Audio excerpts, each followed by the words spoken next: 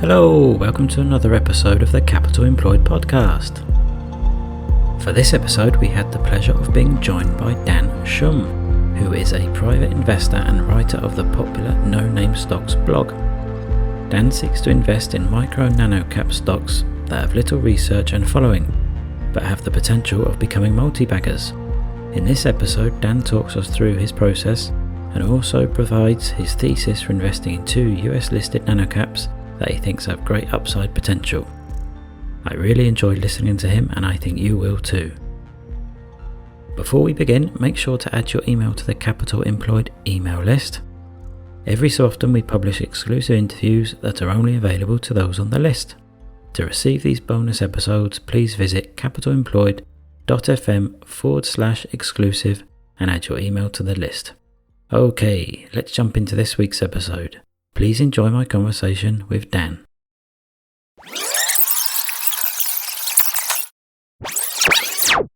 Hi Dan, thanks for coming on to the podcast. Thanks for having me. It's great to be here. I've been following you for a while now, so it's great to have you come on. But for those who don't know, can you provide a brief introduction to yourself and what is your investing style? Yes, for sure. So my name is Dan Schum. I have a blog, nonamestocks.com, where people can find me and see what I talk about. So I have a wife and three kids. I'm 41 years old. I got into stocks kind of late in life when I was about 33. So my education is in engineering. That's my degree in college. And my job, I have a full-time job. I'm an engineer all day, and I just do stock and finance, blogging and stuff at night, kind of in my spare time. About 8 years ago, I was working for a startup, and my income was the only income, like it is now. My wife kind of takes care of the kids, and the startup I was working for went under.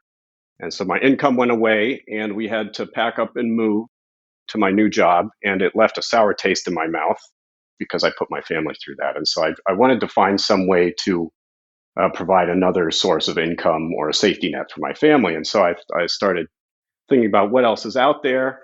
I ended up reading a lot of books and kind of gravitating towards the stock market. So that was 8 or so years ago, and I started just kind of taking over my retirement money bit by bit. So I started with like 5% of my retirement, which was I think it was a Roth IRA, and I just thought I'd get my feet wet and see how things go. And it went well, and I started off with big companies. I kind of moved smaller and smaller, which we'll talk about, but over time, as I got more comfortable, I took over more and more of my retirement. And so now I invest all of our retirement for my wife and myself, and then also some, savings that we had sitting in a bank earning nothing. I took that as well, and so I invest that. I don't hold any ETFs or bonds or mutual funds or anything. It's all these microcaps and nanocaps, tiny little companies that I talk about. That's my all of my investing money is in that, which is most of my net worth. My style is I would say a lot. I own about 50 to 60 stocks at any given time. The biggest one right now is probably a little over 10% of my portfolio, but they're pretty evenly spread out. The ones with, I guess, I have more conviction or that I'm able to buy more are bigger positions. I kind of require big home runs to do well. And so I buy a lot of these little tiny stocks that I think have the potential to grow very big or to generate for the stock to move a lot. I'm not looking for like a 30% gain or 50 or even 100. I'm looking for like 5x, 10x kind of returns. And they don't all make it. So some of them die. I have some that are like 90% loss or whatever. They're kind of just gone. But I keep holding them. But then what makes up for it is that I have a number of stocks that have gone up 10x or 5x. And those ones that go way up, you can kind of make up for a lot of the losers. I focus on very small, kind of obscure, out of the ordinary stocks. That's for a few reasons. Number one is I want less competition, right? So this is all a game, and I'm trying to win the game. And so I want to have the least amount of competition and eyeballs as possible. So I look at stuff that's very small. That's the edge that individual investors have, is they can look at these tiny, tiny companies and build up a position that wouldn't even move the needle for like most funds out there. I'm also looking for stocks that will, like I said, give me maximum price movement. So they're volatile, they jump around, but that's where the opportunity lies. So the stocks that move the most are the ones that start off at the lowest price and are smallest and have the lowest share count. So I'm looking, the lower the share count, that's the lower supply. So when that demand comes at some point, the stock will move more. The lower the price is in absolute terms, the more it'll move. So like $1,000 stock doesn't jump to 2,000 or 4,000 very often, but like a 10-cent stock goes to 20 cents all the time, or 50 cents. There's a reason when you're at the grocery store in the line at checkout, they have all those tiny little low price things there because people will buy them without even thinking twice. And it's the same with stocks. So if you have some 50-cent stocks, those are more likely to go up than like a higher priced, even if it's lower, even if the higher priced one might be low relative to, say, intrinsic value. I'm looking for like a low absolute price. That's so mostly penny stocks. I also look at charts a lot. So if someone tells me about a stock, the first thing I'm going to do is pull up a chart.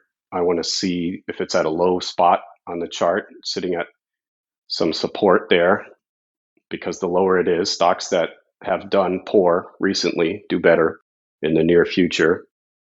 And then I want them low price relative to, intrinsic value. So I don't go that deep on any of the companies, like calculating returns on invested capital or like comparing to other companies in the space.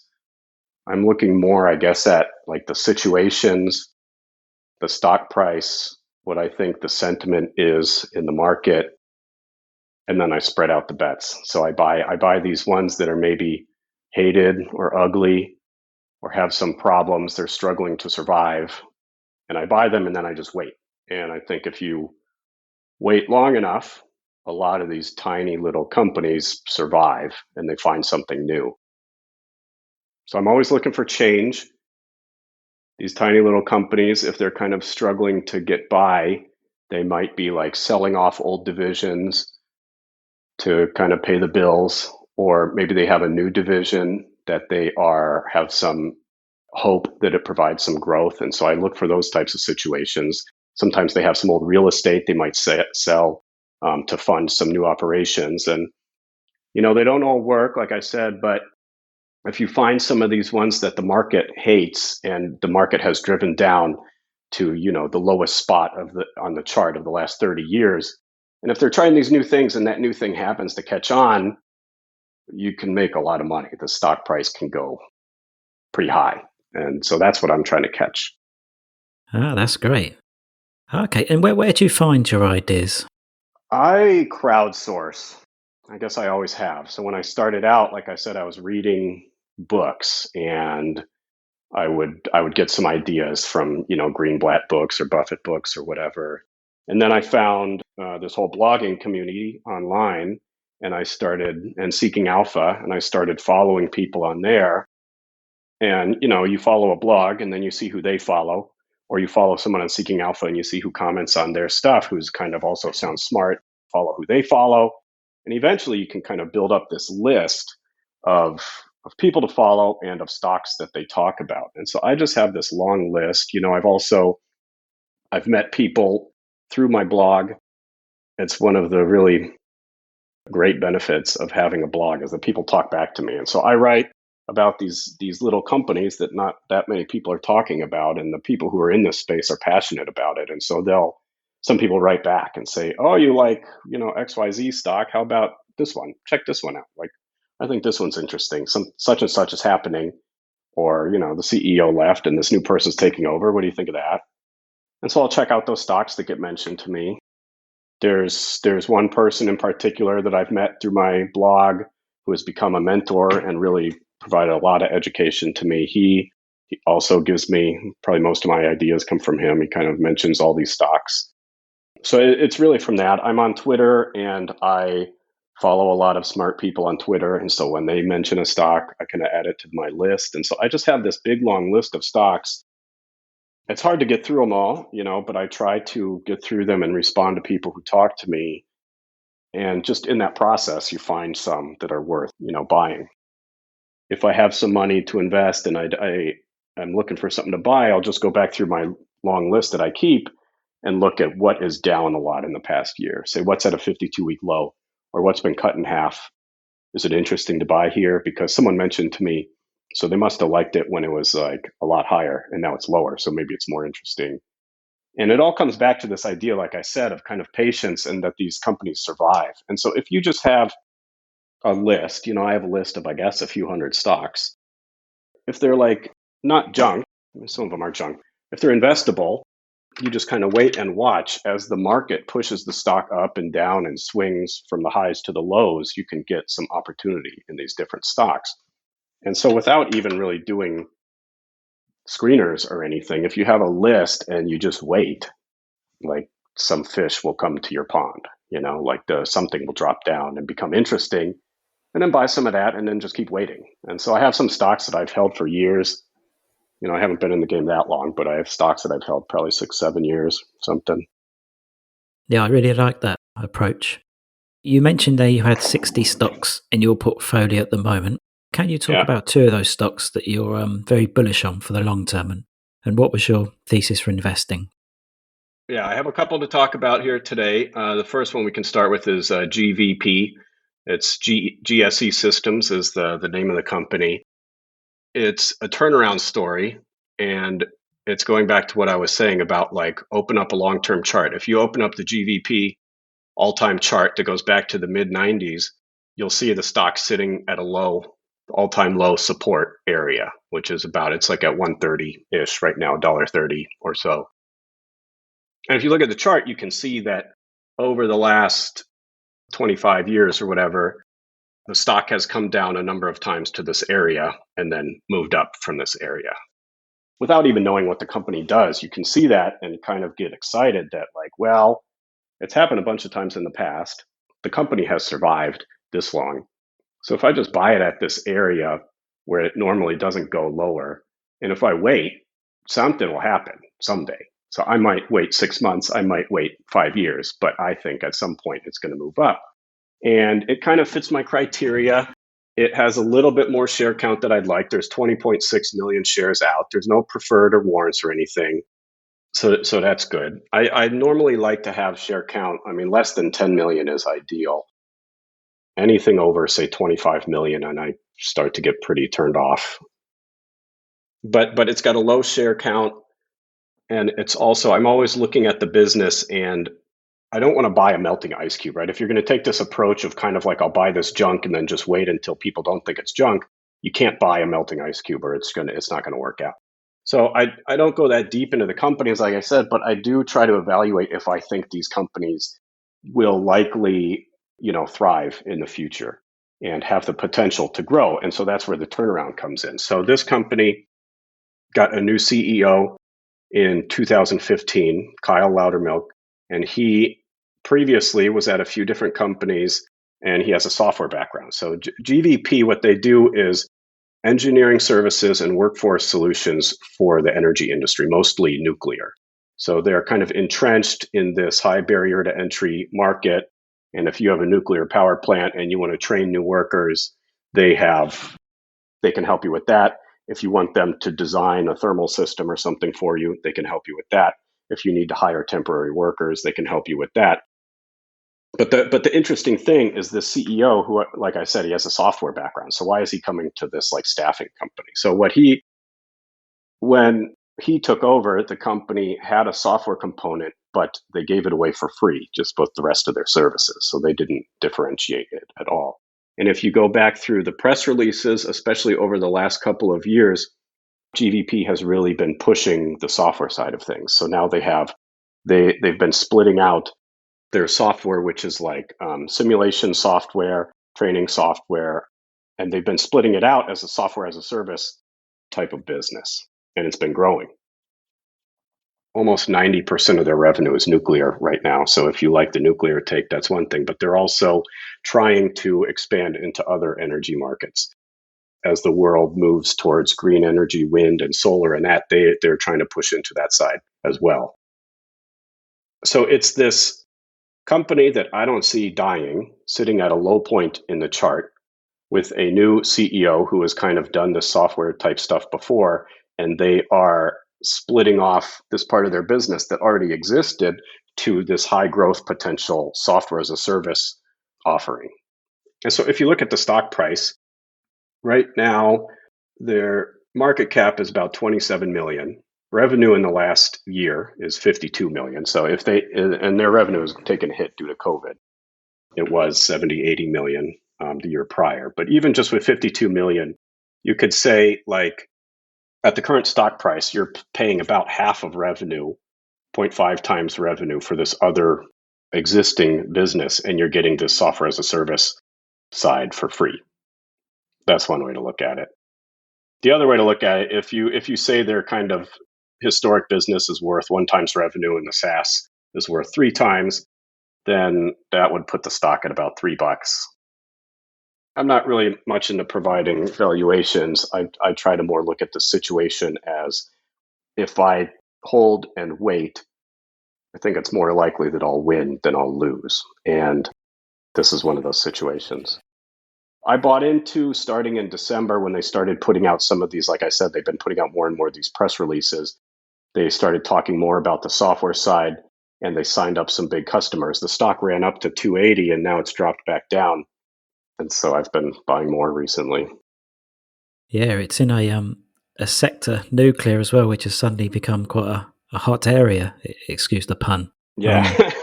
So if they can start to ride that wave, if all these governments suddenly realise that they maybe need to start building more nuclear power, it could really ride a good wave there. Yeah, that's another part of it, is kind of like, I want a company that will thrive, but if you also buy into these things that are kind of, like you said, like these hot button topics, sometimes the stock will move up, like not relative to intrinsic value, but just because the general public thinks that, like, they're associated with Bitcoin and then they run the stock up, or it's associated with, whatever, and they'll run the stock up. So like you said, it could be with all the, energy, green energy, nuclear, uranium stuff, potentially it could have a run. Thanks for sharing that one. It looks like a really interesting situation there. And how about your second stock that you're bullish on? All right, so the second one I got is one I actually wrote up on my blog in April of this year, and the stock price is about where it was. So it's Paragon Technologies, PGNT. This one is less of a chart story and more of cheapness. So they have only 1.7 million shares outstanding, which is like amazing to have such a small share count. One of the very interesting things is that a few years back, they reduced the number of authorized shares from 20 million down to 4 million, which usually you see it going the other way and then there's dilution, right? But here they're actually cutting it down. So this guy, Shamgad, owns about a third of the company, and he fancies himself as kind of a mini Buffett. He used to have like a value blog. He's written a Buffett book. So it's kind of a bet on him, which that might turn some people off because he does have a little bit of a colored past. He has put together, in the 7 years he's been there, revenue has gone up by $100 million while adding only 100,000 shares. The market cap now is 10 million. Book value is 12 million, so it's trading under book. In the last 12 months, they've done 124 million in revenue and earned $1.80 per share. That's excluding PPP loan forgiveness. So right now, the stock is trading at 0.8 times book, 3 times earnings, and 0.08 times revenue, which is too cheap. It's just ridiculously cheap. They have a few different business units. Like I said, the guy thinks he's Buffett, and so he owns a little bit of real estate. They own this kind of electronics distributor in South America. There's a couple other things, but that part is not too, I don't know. Like I said, I'm not looking that deeply into the business. It's just cheap. The stock has come up. I mean, if they keep doing, if they keep earning 50 cents a quarter, then it's going to go up a lot higher. Yeah, I've noticed their return on equity and return on capital employed is quite impressive as well over the last few years. Mm-hmm. They've had a very good, the last year or two. I think COVID helped them with this electronics distribution, with all the working from home and everything. it's another one. If I look out 10 years, I see the stock being higher. Yeah, it's a really interesting situation. Yeah, okay, Dan. Yeah, thanks for sharing those two. Where can listeners go to find out more about you? Best way is go to my blog. It's nonamestocks.com. I'm also on Twitter at nonamestocks. On my blog, there's an about page where it's got my email on there, so people can email me. I like hearing from everyone and chatting. And I try to post as often as I can. It's hard with the family and everything and work, but I try to get up about maybe a blog post a month or so. Okay, that's great. Dan, thank you so much for coming onto the podcast. It's been great listening to all your process and the stocks you're into. Yeah, it's been fun.